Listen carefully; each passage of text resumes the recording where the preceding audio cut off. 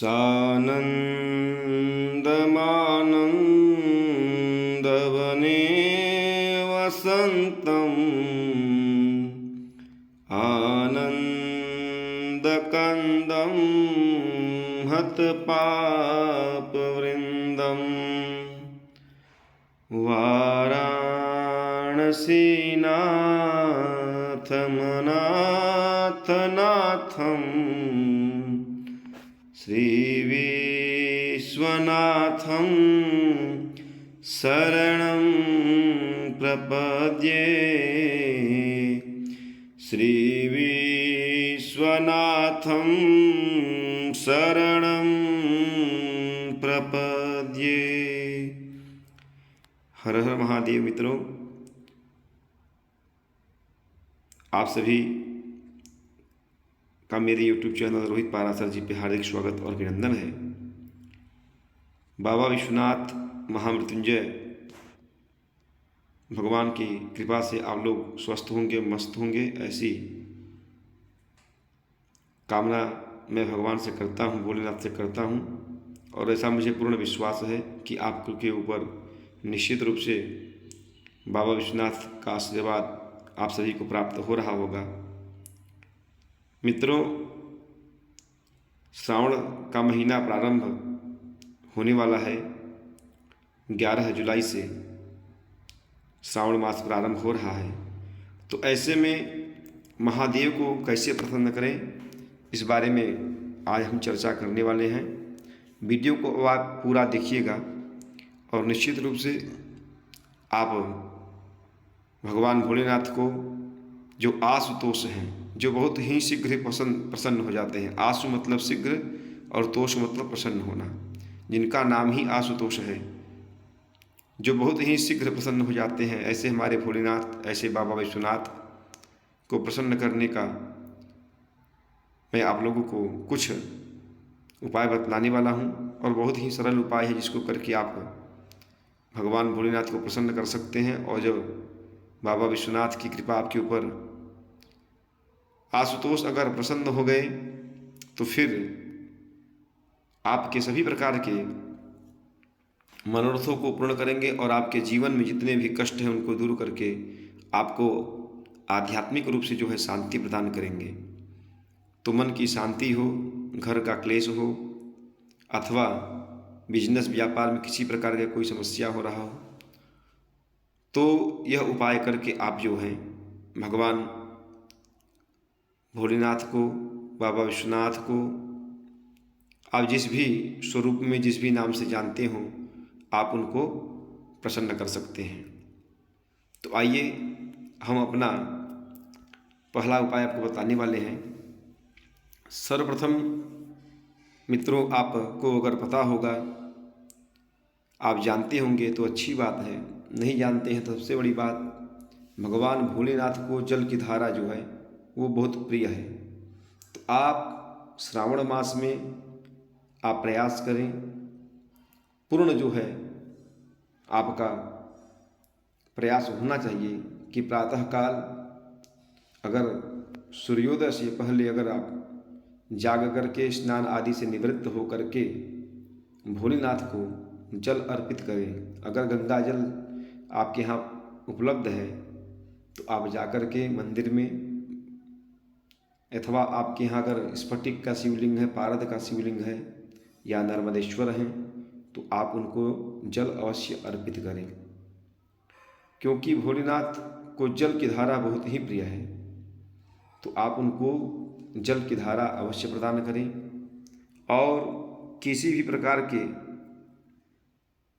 आपके मन में ऐसी कोई इच्छा हो कि हाँ, हमें अगर कोई मंत्र का जाप करना चाहिए भगवान को जल अर्पित करते समय, तो आप जैसा कि स्क्रीन पर सबसे ऊपर देख रहे हैं, आप जो हैं भगवान भोलेनाथ के पंचाक्षर मंत्र का, स्तोत्र का पंचाक्षर मंत्र जो है उसका आप जाप कर सकते हैं। स्तोत्र इत्यादि तो स्मरण है तो ठीक है, देख करके पढ़ सकती हैं तो ज़्यादा ठीक है। अन्यथा की स्थिति में आप जो है भगवान के पंचाक्षर मंत्र का जाप करते हुए आप भगवान को जल अर्पित करें। और जिनका यज्ञोपवीत संस्कार न हुआ हो और माताएं बहनें जो हैं उन्हें ओम का उच्चारण नहीं करना चाहिए, इसलिए वह शिवाय नमः कह करके, क्योंकि नमः शिवाय करने पर भी जो है पंचाक्षर मंत्र पूर्ण हो जाता है। अगर उसमें आप प्रणव ओम का संयोग नहीं करते हैं फिर भी वो पंचाक्षर पूर्ण माना जाता है। इसलिए शिवाय नमः मंत्र कह करके आप जो है भगवान को जल अर्पित कर सकती हैं।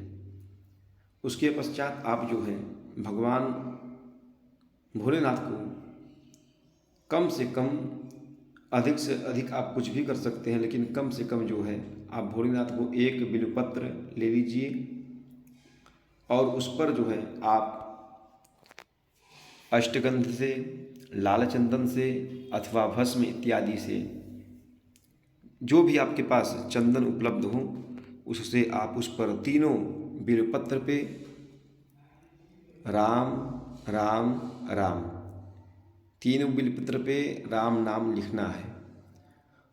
क्योंकि भगवान भोलेनाथ सदैव राम नाम जपते हैं और काशी में कहा जाता है कि जो काशी में अपने देह त्याग को करता है, देह को त्याग करता है, शरीर का त्याग करता है, प्राण को छोड़ता है, वो मुक्ति को प्राप्त होता है। तो काशी में मरने वाले प्रत्येक प्राणी के कान में भगवान जो है भोलेनाथ बाबा विश्वनाथ जो है राम नाम देकर ही उसको मुक्ति जो है प्रदान करते हैं या अपने इष्ट देव के द्वारा प्रदान कराते हैं। तो भगवान भोलेनाथ को राम नाम जो है वो बहुत ही प्रिय है। तो आप जो है प्रत्येक जो भी बिलपत्र आप चढ़ा रहे हैं, तीनों जो एक बिलपत्र में 3 पत्ते होते हैं, 3 से अधिक हो जाए 4 5 तो और अच्छा है। तो आप सब प्रत्येक जो है बिलपत्र पे राम नाम लिख करके, और हिंदी में, अंग्रेजी में कुछ लोग अंग्रेजी में लिखते हैं, लेकिन आप हिंदी में लिख करके जो है भगवान भोलेनाथ को आप अर्पण करें। भगवान के चरणों में निवेदन करें कि प्रभु हमारे पास जो कुछ भी उपलब्ध है, जितनी सामग्री उपलब्ध है, और सामग्री तो कुछ भी नहीं है, फिर भी जो भी हमारे पास जो है पत्र पुष्प है हम अर्पण कर रहे हैं। आप हमारी इस सामग्री को ग्रहण करके जो है हमें आशीर्वाद प्रदान करें। और उसके पश्चात जो है अगर आपके पास धूप दीप नैवेद्य इत्यादि का सामग्री है पूजन का, तो आप भोलेनाथ को नैवेद्य लगाएं, नैवेद्य में भी बिल्वपत्र चढ़ाएं, और जो है उसके पश्चात भगवान को साष्टांग प्रणाम करें। दंडवत प्रणाम करके, माताओं बहनों के लिए दंडवत प्रणाम जो है वो निषिद्ध है, उनको नहीं करना चाहिए, माथा टेक लेना चाहिए। और बाकी जो भाई बंधु हैं उनको आप साष्टांग प्रणाम भगवान भोलेनाथ को करके भगवान से सभी के कल्याण की कामना करें। और सबसे बड़ी बात कि आप भगवान से कुछ भी न मांगें। आप मंदिर में जाते हैं, भगवान की आराधना करते हैं, लेकिन मांगिए कुछ भी नहीं, क्योंकि भगवान प्रत्येक व्यक्ति के शरीर में विराजमान हैं और आपके प्रत्येक मानसिक विचारों के बारे में उनको पता है। क्या आप विचार रखते हैं, क्या विचार करते हैं, सब कुछ उन्हें पता है। तो आप जो है उन्हें आपको कुछ मांगने की आवश्यकता नहीं है। आपके जो मन में है भगवान स्वतः जानते हैं। आप मांगना ही चाहते हैं तो भगवान से अपनी विशुद्ध जो है पराभक्ति भगवान से, बाबा विश्वनाथ से आप मांगे। और अगर भगवान की भक्ति आपको प्राप्त हो गई, आपके हृदय में अगर भक्ति ने स्थान बना लिया, तो निश्चित रूप से फिर आपको जो भी आपकी जितनी भी इच्छाएं हैं वो बिना कहे आपकी पूर्ण होंगी। इसमें तनिक भी कोई किसी भी प्रकार का कोई संशय नहीं है। तो पूर्ण निष्ठा और भक्ति के साथ भगवान भोलेनाथ का पूजन करें। अगले वीडियो में मैं आपको बतलाऊंगा कि भगवान भोलेनाथ का पूजन कैसे करना है, क्या क्या सामग्री चाहिए, उसका क्रम क्या होता है, इसके बारे में बतलाऊंगा।